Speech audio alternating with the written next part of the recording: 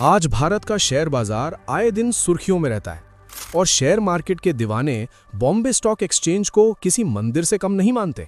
लेकिन क्या आपने कभी सोचा है आखिर भारत में शेयर बाजार की शुरुआत कैसे हुई? एक ऐसा देश जो अंग्रेजों का गुलाम था, उसे शेयर बाजार की जरूरत क्यों पड़ी? और सबसे हैरान करने वाली बात, जिस अंग्रेजी हुकूमत ने भारत पर राज किया, उसी ने भारत में पहले स्टॉक एक्सचेंज को एस्टैब्लिश करने में मदद कैसे की? क्या यह फैसला सिर्फ व्यापार को बढ़ाने के लिए था या इसके पीछे अंग्रेजी हुकूमत का कोई बड़ा मकसद छिपा था? एक एक करके हम इस कहानी के सारे राज खोलेंगे। आप बस वीडियो के लास्ट तक हमारे साथ बने रहिएगा और अगर आप इस चैनल पर पहली बार आए हैं तो इसे सब्सक्राइब करना मत भूलिएगा। 1857 के रिवोल्ट के बाद अंग्रेज पहले से कहीं ज्यादा सतर्क हो चुके थे। उन्हें साफ समझ आ गया था कि अगर हिंदुस्तानी एकजुट हो गए तो अगली बार वो उन्हें भारत से बाहर निकाल फेंकेंगे। इसी डर के चलते अंग्रेजों ने एक नई रणनीति बनाई। उन्होंने सोचा, क्यों ना भारतीयों को ऐसे काम में व्यस्त कर दिया जाए जिससे उनका ध्यान बगावत से हटकर व्यापार और पैसे कमाने की तरफ चला जाए और साथ ही अंग्रेजों की हुकूमत भी बिना किसी रुकावट के चलती रहे। 1860 से 1870 के बीच अंग्रेजों ने कई नीतियां लागू की, लेकिन उनका ज्यादा असर नहीं हुआ। तब 1870 में एक बड़ा फैसला लिया गया। एक ऐसा एक्ट पास किया गया जिसने भारतीयों को खुलकर व्यापार करने की अनुमति दे दी। इससे पहले व्यापार करने का अधिकार सिर्फ कुछ अमीर और अपर क्लास के लोगों तक सीमित था, जबकि आम भारतीय या तो खेती करते थे या अंग्रेजों के यहाँ नौकरी। लेकिन इस एक्ट को लागू करना आसान नहीं था, क्योंकि भारतीय व्यापारियों को अंग्रेजों पर बिल्कुल भरोसा नहीं था। इस समस्या को हल करने के लिए अंग्रेजों ने एक कमीशन बनाने का फैसला किया। इस कमीशन में व्यापार करने के लिए एक तय नियम और सिस्टम बनाया गया, जिसका हेड भी एक भारतीय ही होगा।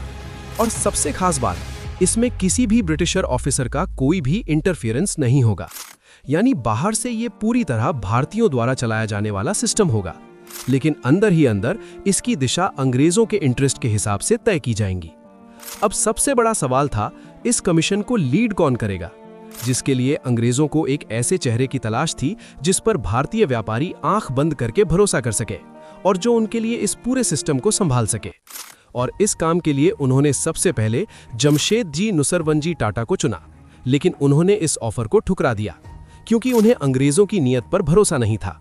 जमशेदजी जानते थे कि अंग्रेज उनके जरिए इस कमीशन को कंट्रोल करना चाहते हैं और कल को वो ये लोग उनके ही जरिए कुछ ऐसा जरूर करेंगे जो बाकी व्यापारियों के लिए सही नहीं होगा, जिससे उनकी इमेज और उनका बिजनेस दोनों खराब होंगे।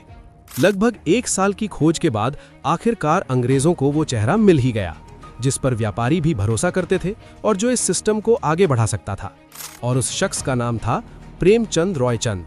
और यही प्रेमचंद रॉयचंद आगे चलकर बॉम्बे स्टॉक एक्सचेंज की नींव रखने वाले थे। प्रेमचंद रॉयचंद उस दौर के चुनिंदा अमीर और प्रभावशाली व्यापारियों में से एक थे, जिन्हें उस समय कॉटन किंग ऑफ इंडिया के नाम से भी जाना जाता था। उनकी पकड़ सिर्फ व्यापार तक ही सीमित नहीं थी, बल्कि बंबई के बड़े बड़े व्यापारी भी उन पर आंख बंद करके भरोसा करते थे।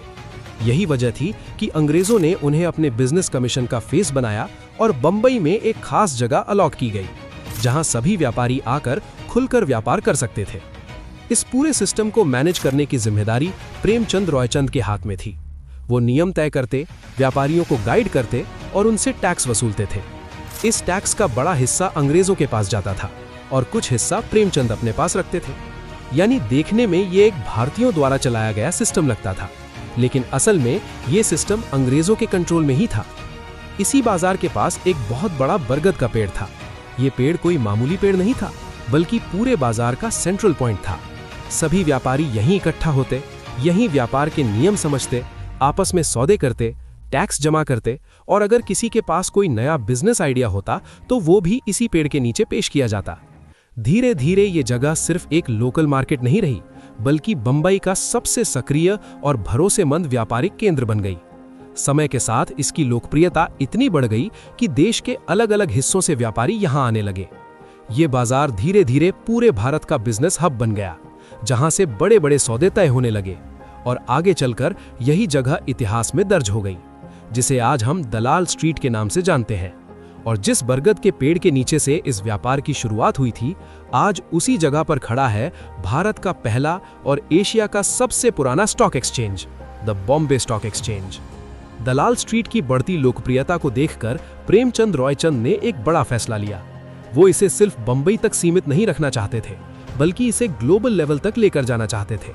लेकिन जैसे ही उन्होंने ये प्रस्ताव अंग्रेजों के सामने रखा, उसे तुरंत खारिज कर दिया गया। अंग्रेज नहीं चाहते थे कि ये सिस्टम इतना शक्तिशाली बन जाए कि उस पर उनका नियंत्रण कमजोर पड़ने लगे, और इसी वजह से प्रेमचंद रॉयचंद को उनके पद से हटा दिया गया और दलाल स्ट्रीट का पूरा कंट्रोल सीधे अंग्रेजों के हाथ में चला गया। हालांकि उस समय तक दलाल स्ट्रीट पर व्यापार इतना ज्यादा बढ़ चुका था कि लोगों ने इसका कोई बड़ा विरोध नहीं किया, क्योंकि अब ये जगह सिर्फ एक बाजार नहीं बल्कि हजारों लोगों की रोजी रोटी और व्यापार का केंद्र बन चुकी थी। समय के साथ दलाल स्ट्रीट की ताकत और पहचान लगातार बढ़ती गई। फिर आया वो ऐतिहासिक पल जब भारत आजाद हुआ। आजादी के बाद पहली बार भारतीय सरकार ने इस पूरे सिस्टम को अपने नियंत्रण में लिया, इसे रेगुलेट किया और मुंबई को देश की फाइनेंशियल कैपिटल घोषित कर दिया। इसके बाद भारतीय शेयर बाजार ने एक नई दिशा पकड़ी और 1886 में पहली बार भारत का प्रमुख इंडेक्स सेंसेक्स लॉन्च किया गया। यहीं से भारतीय कंपनियों के लिए एक नया रास्ता खुला। अब वो शेयर बाजार में लिस्ट होकर पूंजी जुटा सकती थीं, अपने बिजनेस को बढ़ा सकती थीं और देश की अर्थव्यवस्था को भी आगे ले जा सकती थीं।